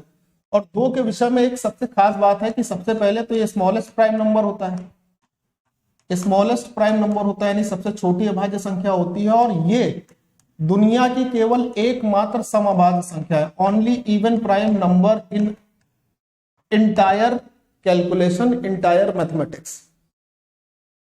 सिर्फ और सिर्फ एक ही अभाज्य संख्या इस पूरे नंबर सीरीज में एग्जिस्ट करती है जो कि सम होती है, और वो होती है 2। इसके बाद 3, 5 और 7, ये 3 अभाज्य संख्याओं की एक ऐसी सीरीज होती है जिनके बीच में डिफरेंस सेम होता है। इसके बाद कभी आपको कोई 3 लगातार ऐसी अभाज्य संख्याएं नहीं मिलेंगी जिसमें डिफरेंस सेम हो। जैसे 3 + 2 5, 5 + 2 7, केवल एक यही 3 लगातार अभाज्य संख्याएं होती हैं जिसमें 2 का डिफरेंस गैप सेम होता है। बाकी इसके बाद अगर आप कोई भी लगातार अभाज्य संख्याएं देखेंगे 3, तो वहां पर डिफरेंस सेम नहीं होगा कभी भी, याद रखिए। ठीक, उसके बाद अगर मैं 1 से 100 तक की बात करता हूं तो आपको ये तो पता चल गया ना कि इसमें 25 अभाज्य संख्याएं होती हैं। तो एक नंबर आपको लिख रहा हूं, 44, 22, 23, 32, 21। बोले ये क्या है? ये है भाई 1 से 10 के बीच में 4 अभाज्य संख्याएं होंगी, 11 से 20 के बीच में 4 अभाज्य संख्याएं होंगी, 21 से 30 के बीच में 2 अभाज्य संख्याएं होंगी, 31 से 40 के बीच में 2 अभाज्य संख्याएं होंगी, 51 से लेकर 60 तक के बीच में 31 से 40 के बीच में 2 अभाज्य संख्याएं होंगी, 41 से 50 के बीच में 2 अभाज्य संख्याएं होती हैं, 51 से 60 के बीच में 3 अभाज्य संख्या होंगी। अगर कभी कोई पूछ दे कि कौन कौन सी होंगी 51 से 60 के बीच में अभाज्य संख्याएं, 44, 22, 23, 44, 22, 32, 23, 21 होगा, 32, 23, 21 होगा। फिर से बता देता हूं, 1 से 10 के बीच में 4 अभाज्य संख्याएं, 11 से 20 के बीच में 4 अभाज्य संख्याएं, 21 से 30 के बीच में 4 अभाज्य संख्याएं, 31 से 40 के बीच में 2 अभाज्य संख्याएं। अब 41 से लेकर 50 के बीच में एक 41 हो गई, एक 43 हो गई और एक 47 हो गई, 3 अभाज्य संख्या। 51 से 60 के बीच में 2 अभाज्य संख्याएं होंगी, एक 53 होगी और एक 59 होगी। ठीक, उसके बाद 61 से लेकर 70 के बीच में 2 अभाज्य संख्याएं, एक 61 होगी, एक 67 होगी। 71 से 80 के बीच में 3 अभाज्य संख्याएं, 71 हो गई, 73 हो गई, 79 हो गई। फिर उसके बाद 81 से लेकर अगर बात करते हैं 90 तक तो 2 अभाज्य संख्याएं होंगी, एक 83 होगी यानी कि 83 होगी और एक 89 होगी यानी 89 होगी। और 91 से लेकर 100 के बीच में केवल एक अभाज्य संख्या होती है, वो होती है 97। कई बार इसका यूज होगा सवालों के हिसाब, ये आपको याद रखने होंगे। एक पॉइंट और देख लीजिए कि अगर मैं एक अंक की सबसे छोटी अभाज्य संख्या की बात करता हूं तो 2 होती है, और एक अंक की सबसे बड़ी अभाज्य संख्या की बात करूं तो 7 होती है। दूसरा पॉइंट, अगर मैं 2 अंकों की बात करता हूं तो 2 अंकों की सबसे छोटी अभाज्य संख्या 11 होती है, सबसे बड़ी अभाज्य संख्या 97 होती है। 3 अंकों की अगर बात करूं तो 3 अंकों की सबसे छोटी अभाज्य संख्या 101 होती है और सबसे बड़ी अभाज्य संख्या होती है 997। इससे भी क्वेश्चन पूछे जाते हैं। तो अभाज्य संख्याओं के विषय में ये कुछ फैक्ट हैं जो आपको हमेशा अपने दिमाग में रखने पड़ेंगे, याद होने ही चाहिए। इसमें कोई कोताही नहीं चल सकती है कि आज हम नहीं करेंगे, कल कर लेंगे, परसों नहीं करेंगे, नरसों कर लेंगे, इसमें कोई कोताही नहीं चलेगी। ठीक, अब आइए इसके सवाल पर आते हैं। जैसे ये सवाल था, कह रहा 100 से 120 के बीच में कितनी अभाज्य संख्याएं हैं, तो ये तो आप ऐसे भी बता सकते हो कि 6 है। ठीक है, मैं आपको बताता हूं। 100 से 120 के बीच में पहली अभाज्य संख्या 101 होगी, दूसरी 103 होगी, फिर 107 होगी, फिर 109 होगी। ठीक, उसके बाद 113 होगी, फिर हमारे पास 119 होगी, नहीं 119 नहीं होगी, 117 होगी, 117 भी नहीं होगी। 113 के बाद 101 हो गया, 103 हो गया, 107 हो गया, 109 हो गया, 111 हो नहीं सकती, 113, 115 नहीं होगी, 117, 119, 17 7 119 होता है और 13 9 में 117 होता है। ठीक है, 5 ही रहेंगे क्या, कोई भूल तो नहीं रहे? 111 37 गुणे 3 111 होता है, वो तो नहीं होगी। तो फिर 5 ही अभाज्य संख्याएं होंगी, किसके किसके बीच में, 100 और 120 के बीच में 5 अभाज्य संख्याएं होंगी। ठीक है, 101, 103, 107, 107 किसी से कटेगा, नहीं कटेगा। 109, 109 भी नहीं कटेगा। 113, 113 भी नहीं कटेगा। 113 के बाद 115 होगी नहीं, 117 होगी नहीं, 105 होंगे। ठीक है, 5 होंगे। कोई आपके दिमाग में आ रही हो तो आप मुझे बता देना, वैसे हो नहीं सकती। अब ये कह रहा देखो 53 से लेकर 97 तक कितनी संयुक्त संख्याएं होंगी, मतलब कितनी संख्याएं ऐसी होंगी जो भाज्य संख्याएं होंगी। संयुक्त का मतलब हो गया भाज्य। अब बच्चा मेरी बात बहुत ध्यान से सुनना, आपने अभी ये फोन नंबर याद किया था 44 22 32 23 21, ये अभाज्य संख्याओं की संख्या के लिए था। अच्छा, यहां पर बात हो रही है 53 से, तो 4 इधर का छोड़ देंगे। ये वाली जो लाइन होगी 50 से स्टार्ट होगी और 97 तक यानी आखिरी की लाइन तक हमको जाना है। 51 हमारे पास अभाज्य संख्या होती नहीं है। 51 वाली लाइन में पहली अभाज्य संख्या 53 ही मिलती है और 97 वाली लाइन 100 वाली लाइन होगी। यानी अगर मैं ऐसे बोलूं कि 50 से लेकर 100 तक कितनी अभाज्य संख्याएं होंगी, तो 3 2 5 2 7 7 3 10 2 12 और 1 13 अभाज्य संख्याएं होंगी यहां। अब ये कह रहा है 53 से 97 तक टोटल संख्याएं कितनी होंगी। अगर ये पता करना है कि भाई 53 से 97 तक टोटल संख्याएं क्या होंगी, तो आप ये तो जानते हो ना कि 51 से लेकर 100 तक टोटल कितनी संख्याएं होंगी। आप बोलोगे सर 50 संख्याएं। यहां पर 97 तक जाना है, 3 संख्या इधर कम कर दीजिए। यहाँ पे शुरुआत 53 से है, 2 संख्या और कम कर दीजिए, यानी 45 संख्याएं होंगी। मैं ये कह सकता हूं ना 97 से लेकर 53 तक कितनी संख्याएं हैं, 45 संख्याएं हैं। या 53 से 97 तक कितनी संख्याएं, 45 संख्याएं। 45 संख्याओं में 13 संख्याएं जो हैं वो अभाज्य हैं। 45 संख्याओं में 13 संख्याएं कैसी हो गई, अभाज्य हो गई। तो बचा कितना, बचा अगर हम देखेंगे तो 43 बचेगा ना, फिर 42 32, तो 32 तो दिख नहीं रहा है, दिख रहा है क्या? 53 से 97 तक कितनी संयुक्त संख्याएं हैं, 53 से 97 तक संख्याएं कितनी होंगी, 7 और 1 8 यहां हो गई, तो हम लोग पहुंच गए 60 पर। 60 47 47 और 8 55 है ना, 47 और 8 कितना हो गया, 55 भाई। 53 और 7 60 हो गया, तो यहां पर हो गई 8, 60 प्लस 40 100 हो गया, 48 ही हो गई। हमें 97 तक रहना, 98 99 100 नहीं करनी है, तो यहाँ पर 37 और 8 टोटल 45 संख्याओं में 13 संख्याएं तो हमारे पास क्या निकल रही हैं, प्राइम नंबर निकल रहे हैं। 13 संख्याएं प्राइम नंबर के निकल रहे हैं, तो 45 में से 13 माइनस करने पर अपने पास 32 आना चाहिए। ठीक है, या अगर आप ऐसे नहीं देख पा रहे हैं तो पीछे आप देख लीजिए भाई 53 हमारे पास संख्या होगी, ऐसे भी देख सकते हो। 53 हमारे पास अभाज्य संख्या होगी, 59 अभाज्य संख्या होगी, 61 होगी, उसके बाद 67 होगी, फिर 67 के बाद अगर हम बात करें 51 नहीं लिया ना, यहाँ पर 53 से 53, 1 मिनट, 2 होती हैं। ये वाली लाइन थी, यहाँ वाली लाइन थी यार, ये 3 वाली लाइन हमने गलत काउंट कर ली ना, 3 वाली लाइन ये गलत काउंट कर ली, हमें यहां से काउंट करना था। तो 10 होंगी अभाज्य संख्या, कितनी होंगी 10। ये वाली लाइन होगी 50 वाली, ठीक है ना, यहां से काउंट करना है। तो 53, 59, 61, 67, 67 के बाद अगर हम देखें तो 71 हो जाएगी, 73 हो जाएगी, 79 हो जाएगी, 79 के बाद हम देखेंगे तो 83 हो जाएगी, फिर 83 के बाद 89 हो जाएगी, 89 के बाद अगर हम देखेंगे तो 97।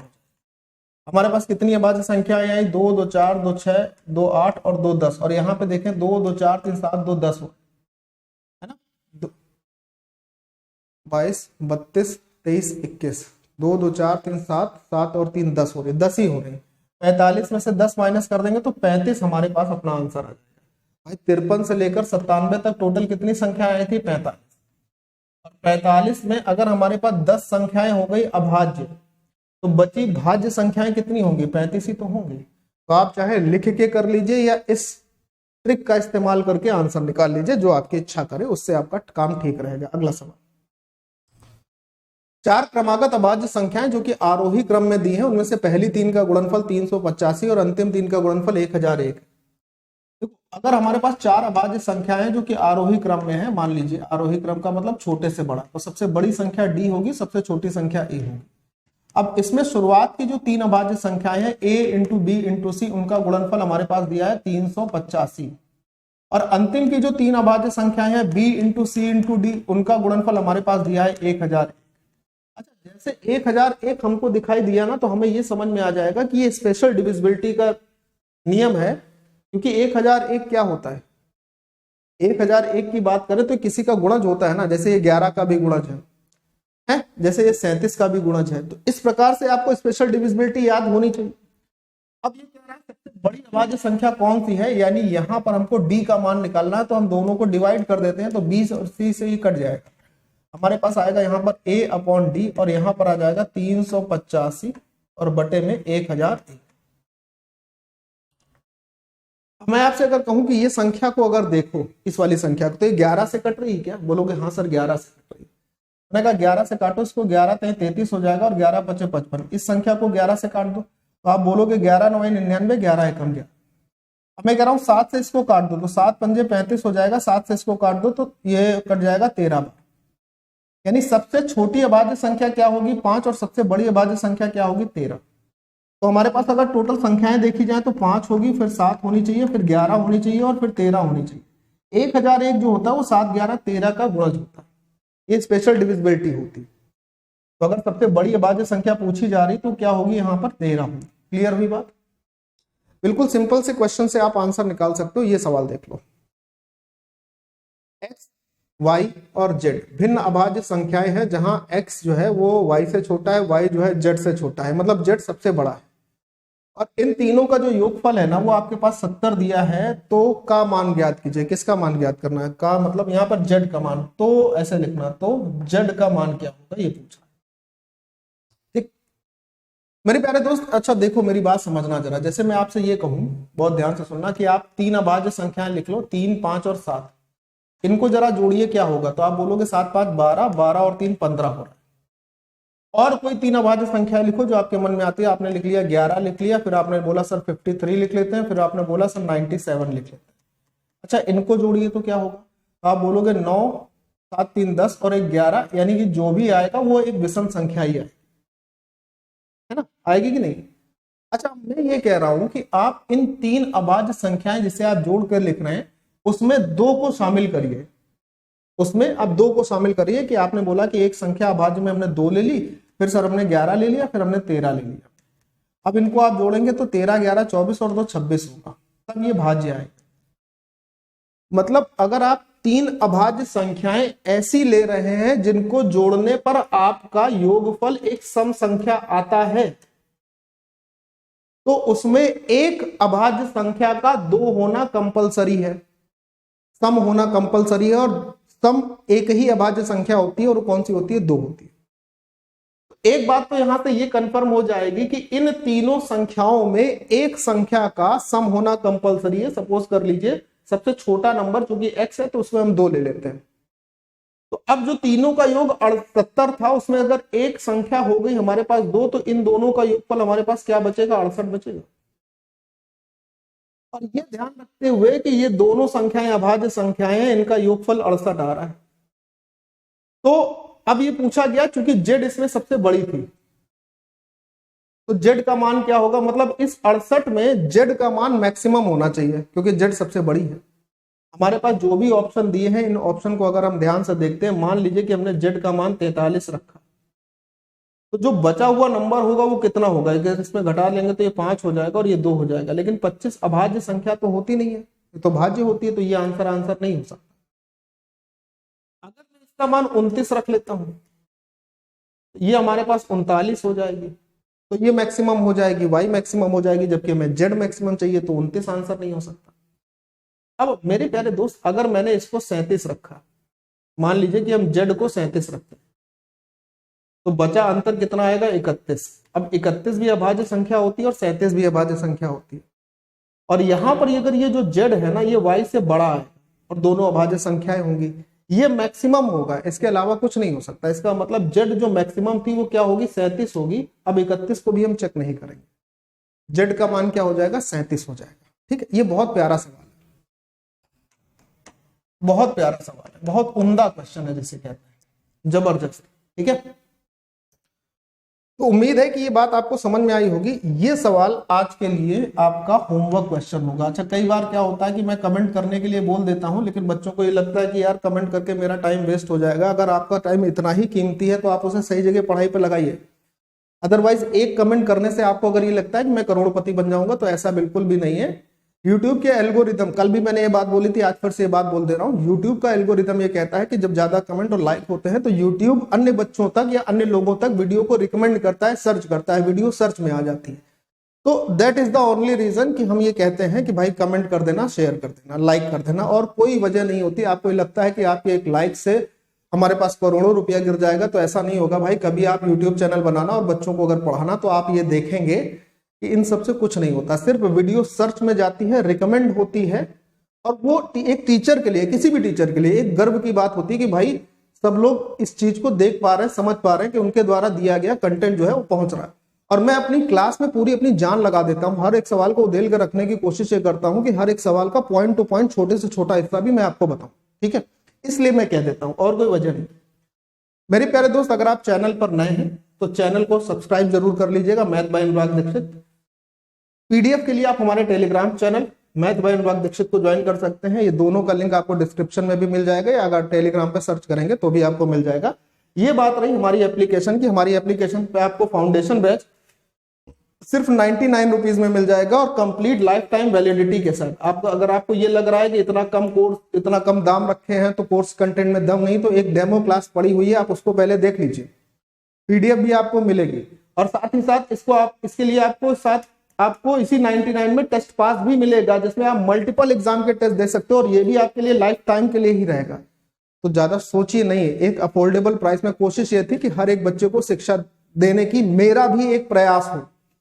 जो लोग कर रहे हैं उनके लिए अप्रिसिएशन है, लेकिन मेरा भी प्रयास हो कि कम पैसे में मैं शिक्षा को प्रोवाइड कर सकूं। उसके लिए आप हमारी एप्लीकेशन प्ले स्टोर से डाउनलोड कर लीजिए, या डिस्क्रिप्शन में लिंक है, वहां से आप इसको उठा लीजिए, वहां से डाउनलोड कर लीजिए, और सिर्फ 99 में आपको कंप्लीट बैच मिलेगा। ठीक है भाई, नेक्स्ट क्लास में आपसे मुलाकात होगी। अपना ध्यान रखिएगा, कमेंट का आपके इंतजार रहूंगा, और जो सवाल बोर्ड मास के क्वेश्चन में मैंने आपसे कहा कि गलती बताना, उसका भी इंतजार रहेगा दोस्त। ठीक है, बाय बाय, जय हिंद एंड टेक केयर।